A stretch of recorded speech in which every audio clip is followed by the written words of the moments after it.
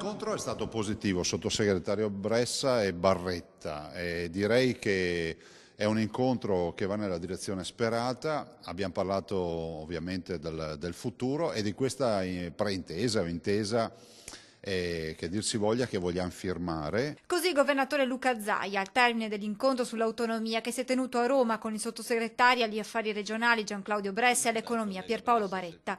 Sono 5 i tavoli aperti su altrettante materie: sanità, lavoro, istruzione, ambiente e rapporti UE, per le quali è iniziata la discussione. Ne mancano altri 18, sottolinea il presidente del Veneto, ma la macchina è partita e questo è l'importante.